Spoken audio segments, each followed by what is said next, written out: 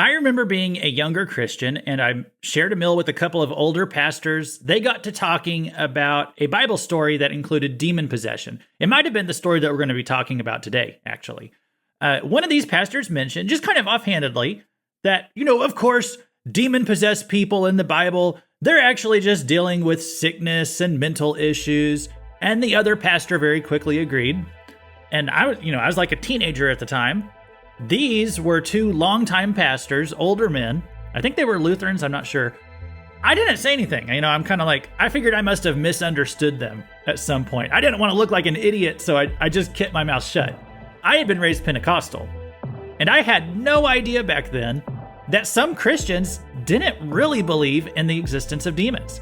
They had alternative explanations or interpretations for all these passages where demons will manifest, where they will possess people, where they will speak to Jesus or the apostles, and they'll inflict physical problems on people, sickness on people. And I had no idea that some Christians denied what the Bible clearly taught about the existence of evil spiritual beings. So I'm not going to let you remain ignorant today. The Bible says that demons are real, and they are capable of doing things in the physical world, and the things that they can do are weird. And I'd like to explore what the Bible has to say about them. Turn to Mark 5, and let's get weird.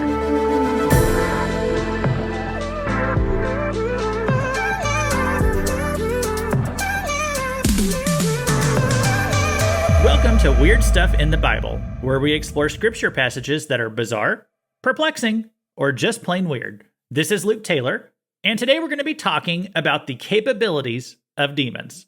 And I'm calling today's lesson Demonology, that just like theology is the study of God, angelology is the study of angels, and demonology is the study of demons. You might see other books out there on demonology, but of course, the book we're going to use today is the Bible. We're going to be looking at what the scripture has to say about demons, their capabilities, and the best chapter in the Bible to begin whenever it comes to demonology. In my opinion, the best chapter is Mark 5. And you're going to get a pretty broad range of demonic capabilities here in this chapter. And I'll even say, I've personally engaged with some individuals in my life who were demon possessed. And there were times not even if I wasn't talking to them directly, but that I was in the room when demons manifested in a person. So I can personally relate to some of the things that this chapter is going to have to say. So again, Mark chapter 5, this is the chapter that takes place in a region called the Gerasenes. The location's important because this is outside of traditional Israel. You could call it Israel because it is the region that was settled by the tribe of Gad. But if you remember from the Old Testament, Reuben, Gad, and the half of the tribe of Manasseh, they settled on the east side of the Jordan River. That's because they didn't want to live in the promised land with, this is in the book of Numbers and Joshua. They didn't want to live in the promised land. So that's why I say it's outside of traditional Israel. By the time of Jesus and the New Testament, this region seems to be more distant from God than the typical Jews were. And that's why there's going to be a herd of pigs in the region that show up later in the story. So we'll probably talk about that more next time, but I'm just wanting to make a note about the location where this story takes place because it's important. This is a spiritually dark area. We've talked before on the podcast about how spiritual beings, they can be assigned to certain territories. And that idea is going to come up again in this chapter. This area is a spiritually dark zone. And the disciples are probably wondering why Jesus has brought them here. So Mark 5 verses 1 and 2, they came to the other side of the sea, to the country of the Gerasenes. And when Jesus had stepped out of the boat, immediately there met him out of the tombs a man with an unclean spirit. Now let's talk for a minute about this phrase, unclean spirit. In episode 25, and that's called The Origin of Demons, I discussed what the book of Enoch tells us about where demons come from. They're not technically fallen angels, but they are the spirits of the Nephilim. Now, if you have no idea what I'm talking about, you probably just need to go back to the beginning of this podcast, not this episode, but like back in last November, December, where I started talking about the sons of God and the Nephilim, if you really want to get the whole backstory on that. But long story short, Enoch describes the spirits of the Nephilim as unclean spirits, the book of Enoch. And so that's probably because they originated in the union of two different types of beings. It was an impure mixture. In the Levitical law, the word unclean or impure, it would be used to refer to an unnatural mixture or for touching a dead body. And so if you take the view that demons originated as spirits of the Nephilim, which is what the book of Enoch teaches, then that makes perfect sense as to why the New Testament uses this phrase to refer to them. Unclean or impure spirits, that's the most common name for them in the Gospels, followed by evil spirits, followed by demons. However, these are all synonyms. If you lay out the Synoptic Gospels side by side, you can prove these are all synonyms for the same thing. The Jewish literature of those times, those times were called the Second Temple period, and they used this phrase unclean spirits to refer to the spirits of the dead Nephilim. And so this is just further evidence to me that the New Testament writers, they took that view as well. And it gives more evidence to the book of Enoch as being reliable. As I always say, when I bring up the book of Enoch, I'm not saying it's part of the Bible. It's not a book of the Bible. I'm just saying it's reliable history. And so anyway, we're up to verse number 3 now. I'll just tell you, we're not going to get through the whole chapter today. We'll get to wherever we get to, okay? Verse 3. We'll look at verses 3 through 5. He lived among the tombs, and no one could bind him anymore, not even with a chain. For he had often been bound with shackles and chains, but he wrenched the chains apart, and he broke the shackles in pieces. No one had the strength to subdue him. Night and day among the tombs and on the mountains, he was always crying out and cutting himself with stones. So there are some characteristics of a demon-possessed person that we see right here, at least 3 or 4, and I'm going to chat about them in no particular order.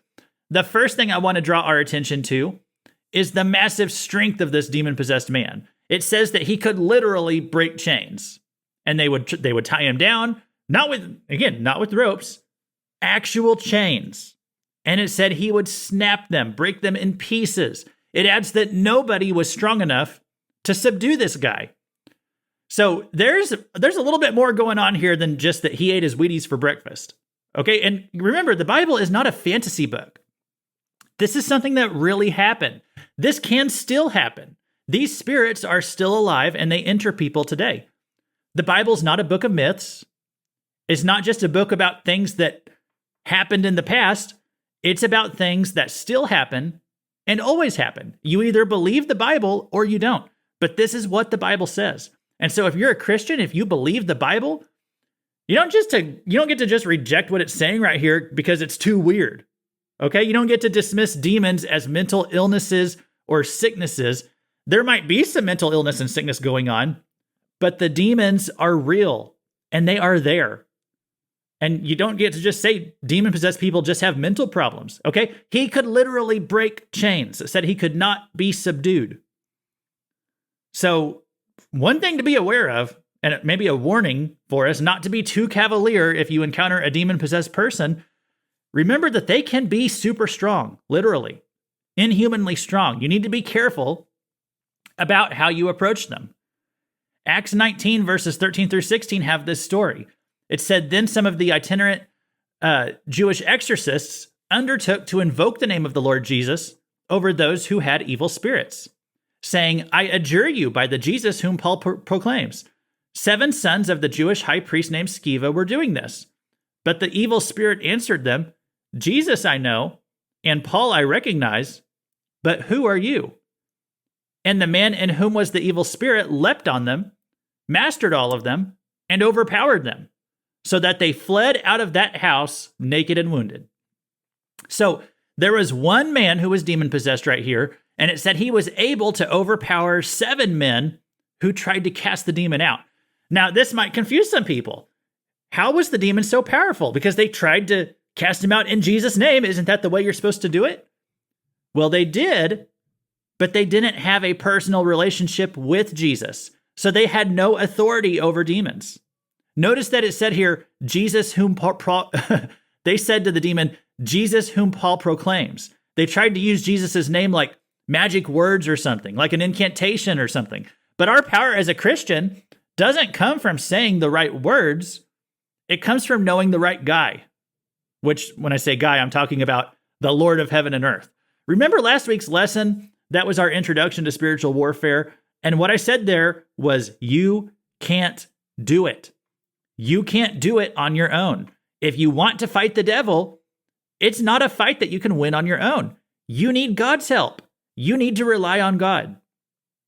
Just like I need coffee's help if I'm going to make it past 10 o'clock in the morning. That's a joke. But just like I need the power of coffee, I need the power of God even more. I've been making these coffee statements lately because I upset my wife the other day. I said that I over-coffeed myself. Basically, when I say that, it's because I drink too much coffee and I didn't have any food on my stomach. And so I got a little bit jittery. I don't know if you ever had that happen to you. If I drink too much coffee without having anything on my, that I've eaten that morning, I get a little shaky. And so I said I was over-coffeed. And she says, don't blame coffee just because you underate. So she takes coffee very seriously. That's how I know I married the right person. Anyway, back to this lesson today. So we need the power of God if we want to stand up against Satan or demons or demon-possessed people. We need the power of God in our lives. And that power can only be accessed by a personal relationship with God. You can't say Jesus whom Paul preaches, or Jesus that I heard a pastor talking about at church, or, well, my grandma talks to Jesus a lot. You can't ride someone else's coattails when it comes to your personal relationship with God. And so that's why the demons, they said back to the sons of Sceva in this story, Jesus I know, Paul I recognize, but who are you? And then they beat the underwear off those guys and they took off running. They knew Paul because Paul had a personal relationship with Jesus. But they didn't know the sons of Sceva because the sons of Sceva had no relationship with Jesus. They had no authority. They had no power. So to tie all this together, what I'm making the point here, though, is really demon-possessed people. One of the first characteristics you should just know about them is that they can literally be super strong. That is what the Bible teaches here in a couple of different places. Now let's go back to Mark 5, and let me read those verses again because there's a couple more things I want to draw our attention to. Mark 5, verses 3 through 5. He lived among the tombs, and no one could bind him anymore, not even with a chain, for he had often been bound with shackles and chains. But he wrenched the chains apart, and he broke the shackles in pieces. No one had the strength to subdue him. Night and day among the tombs and on the mountains, he was always crying out and cutting himself with stones. The second thing I want to point out right here is what it said there at the end. This guy would often cut himself. A lot of people, especially teenagers, are driven to cut themselves. It's not a temptation I've ever had, so I can't speak to exactly why somebody would do it. But I do believe there is a demonic spirit behind this inclination. And I'm not saying anybody who has cut themselves that they are demon-possessed, okay? What I am saying is there's some kind of unclean spirits who would prompt someone to do something like that. There's another place in Scripture where I can recall people cutting themselves. It's when Elijah had his big epic encounter with the prophets of Baal in 1 Kings 18. And it says in verses 27 through 29, and at noon Elijah mocked them, saying, cry aloud, for he is a god. Either he is musing, or he is relieving himself, or he is on a journey, or perhaps he is asleep and must be awakened. Just to break in here, this is where Elijah had challenged the prophets of Baal to call upon Baal to bring down fire from heaven, and they could not do it. It says, verse 28, and they cried aloud and cut themselves after their custom with swords and lances until the blood gushed out upon them. And as midday passed, they raved on until the time of the offering of the oblation. But there was no voice. No one answered. No one paid attention. So it says these guys were cutting themselves to try and summon their false gods. Well, their false gods, they were either fallen angels or demonic spirits. But why did they cut themselves? Well, I'm not sure why they cut themselves unless it was part of a demonic ritual that they had partaken of before to summon evil spirits. And we also see that here in the Bible where there's the demoniac of Mark 5, and he's cutting himself. Those who mess around with demons and dark powers, they will be driven to self-destructive behavior. So that's the second thing I want to point out from this passage. And then a third thing I want to point out from Mark 5 is the setting. It said this man lived among the tombs, okay, in a graveyard, a cemetery. Well, let's talk about that, and then we'll probably wrap up for today. So this man lived in a location that was the abode of the dead. It was almost like he was desiring to dwell as close to hell or to death as he could without being there yet himself. Remember what I said at the beginning today. This story, it's taking place in a very spiritually dark area. I just imagine it basically as a cemetery. And so this man lived in a culture of death. And I think people who are obsessed with death and the imagery of death, I would say that they're walking too close to the darkness. And honestly, they could be opening themselves up to the influence of evil spirits. I think as Christians, people who want to reflect Christ with our lives, we shouldn't walk around with skulls and vampires and blood and skeletons and gory stuff on how we dress and how we decorate our homes and kind of make our identity all about those things. You see, there's those things are images of death. And the more that we surround ourselves with them, they're going to make our minds go to darker places. They could open up our minds and our souls to demonic influences. I call it a death culture. I think that's how this demoniac in Mark 5 lived. That's why he liked hanging out in a graveyard all the time. Now, we can debate about whether the death culture draws us toward the demons or whether the demons are drawing us toward the death culture. I think it's probably both. But regardless of where it starts, I think it would be wise to try to stay off that spiral. When people are teenagers, a lot of them will get drawn toward this, what's called a gothic look sometimes, wearing the dark clothes, the pale skin, the black fingernail polish, having skulls all over their clothes. And if you notice, none of them ever look very happy about it. A lot of times they have depression. Many of them get into drug problems. When I was younger, we called that looking like goth, or we'd call it a punk look. I don't know if people still use those expressions or what they call it nowadays. It's still not uncommon to see people dressing in that particular style. A lot of times it starts with teenagers, but adults will do that a lot too. And, listen, guys, even if you say, well, I just want to dress that way. I like looking that way. I'm not going to go do drugs or something like that.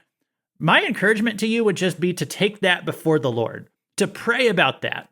Because I noticed that when people who do use drugs, and they did dress that way before, and then they get saved and they come to the Lord, I noticed that they almost always change their wardrobe. They change their whole look. They don't dress that way anymore. So I'm not saying it's necessarily a sin just because your wardrobe looks like you're a member of the Addams family, but I do notice that what we surround ourselves with is going to have an effect on us. It'll have an effect on us psychologically and perhaps even spiritually. So call me weird if you want. I am a weird Christian. I do this podcast because I believe a lot of weird things that normal Christians don't always want to talk about. But I draw the line somewhere, okay? I don't think that Christians should dress like Beetlejuice characters. It just gives off a vibe that doesn't reflect the life and the beauty of Christ. And I'll mention this too, because Halloween is coming up. And I'm not going to tell you that you can't celebrate Halloween. Personally, I don't. It's just not a holiday that's ever really had an appeal to me. But I mean, if you want to dress your kids up like superheroes and go get candy, I honestly have no judgment on you about that. I just say, whatever you do, pray about it. And then just go with what gives you peace. And I really mean that. I'm not judging people. It's going to sound like I'm judging people for how they dress. It's not necessarily what you dress like, but what that could be pulling you toward. That's what I want to caution you against, because I just want you to be protected. I just don't want you to opening up your life to evil spirits. That's honestly my only. It's not a judgment thing. It's just caring about you. I'm just saying this out of affection, honestly. Even if I've upset you today, please don't take it that way. Take it as I just want what's best for you. Okay. When it comes to Halloween, it seems to get more dark and demonic looking every single year. All right. And so just honestly, and not as a matter of judgment, but just as a matter of, maybe just as a matter of prudence, don't go throwing skeletons and things that look demonic all over your house. Just consider what you could be opening your home up to whenever you do that. We call these things open doors sometimes, and you want to shut every door in your life that could be open to give the devil a foothold. That's why we are to practice self-control and purify our minds and to take every thought captive, because we can let a lot of darkness in and create a lot of problems for ourselves. I mean, we have to stay so vigilant as Christians just to live a sanctified life and shut all those doors and avoid sin and control our flesh. So I'm just saying, don't go to all that trouble to live a clean life and then dress or decorate your house in such a way that you invite darkness into it. I'm not saying you're a bad person. I'm sure I'm not always been wise in these areas myself. But as I read Mark 5 and how this guy hung out in a graveyard, I think we should take this as a big hello about where demons want to congregate. They are drawn toward a culture of death. And so as you're thinking about breaking out the decorations for this year's Halloween, just ask yourself, am I making my house look like the kind of environment where a demon or a demon-possessed person would want to hang out? And on this subject of open doors, there's a whole lot more that could be said about it. And actually we will, but not today. So next week, we're going to finish up the story of the demoniac of Mark 5. And as we do that, we're going to focus on the weird way that this story ends, with Jesus casting the demons into a herd of pigs. Why did Jesus do that? Like, why did Jesus take a request from the demons? Well, come back next week and we'll talk about that. And then come back in 2 weeks, and I'm going to be sharing an interview with Bill Scott. He is the author of the book, The Day Satan Called. Bill has an amazing story. It's a personal story of a girl that he took care of who was actually demon-possessed, and he's going to explain about this concept of open doors, how you can have items in your home that are related to witchcraft in the demonic realm, and how this could open your home up to evil spirits. He dealt with this firsthand, and he's going to talk about it in his book, and he'll be sharing about it on his program in 2 weeks. So much of Bill's story is mind-blowing, the things that he had to deal with in spiritual warfare, but also so much of it is exactly the stuff that the Bible warns us about Satan and demons and what demons can do. Okay, for example, in some of the verses we talked about today, it talked about the demoniac having superhuman strength. Bill Scott dealt with that as well. In fact, I'm going to play a brief moment from that upcoming interview just to give you a little bit of insight into what's to come. Well, there's that, I think it's in Mark chapter 5. There's the man who's the demoniac at the Gethsemane, or not Gethsemane, Gadarenes, is that what it is? Mm-hmm. And so I think it says there that they would chain him up at night and then he'd break the chains. And so, it implies there that he had some superhuman strength. And that might sound a little bit far-fetched to some people, but you actually have some encounters in your story with people who were just supernaturally or inhumanly strong. Oh, it was amazing. I remember one time Roxanne grabbed me and this demon spoke, "We've had enough of you. We're going to take you out." And she put her fist back, but you could feel the way that she grabbed my shirt that it was a supernatural power. Did she pick you up off your feet? She did. She picked me right up, and she's not a big lady. And I knew I was in a lot of trouble because you could just feel the force that it wasn't this girl, that it was demonic power. Mm-hmm. And I remember closing my eyes because I didn't want to see it coming. But I prayed. I said, "Lord, would you dispatch your angels to protect me?" I don't know that I've ever really prayed that prayer like that before. Mm-hmm. And all of a sudden she let go, and I looked, and she was being pushed up against the wall. I didn't see angels, but I could see that she was being pushed. Her both arms were to the left, to the right, up above her head, mm-hmm. and she couldn't move them. So that is coming in 2 weeks. Okay, first we're going to finish up Mark 5 next week, but make sure that you're subscribed today so that you get that episode and then get the interview 2 weeks from now. In the meantime, what weird stuff in the Bible do you want to know more about? You can send me an email to weirdstuffinthebible@gmail.com. A few mailbag responses that I just want to get to today. I just really want to give some shout outs to some loyal listeners. I'm not reading these comments to glorify myself at all. I'm just wanting to acknowledge that these people, they were kind enough to take a moment and write me a note, and I just really appreciate that. So Brent says, "Great podcast. Can't wait for new episodes to come out." And I just want to say, hey, Brent, thank you for leaving that. That was a review that he left. And thanks for saying that, Brent. Glad to have you aboard as a listener.